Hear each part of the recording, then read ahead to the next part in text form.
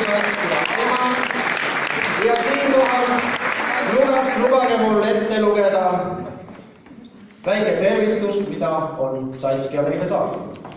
Head jõgevamaalased, aitäh kõigile, kes minu tegemisi jälgivad, kaasa elavad ja toetavad. Tänan emotsionaalse tagasiside eest, mida minu olümpiasõidud 24. veebruaril teile pakkusid. Mul on hea meel, et olen innustanud paljusid inimesi liikuma ja sportima. Alati on tore saada märkamise osaliseks ka oma kodumaakonnas. Tänaseks on 2018. aasta juba ajalugu. Ja minu töö jätkub ning ees on uued väljakutsed. Aitäh toetamise ja tunnustuse eest.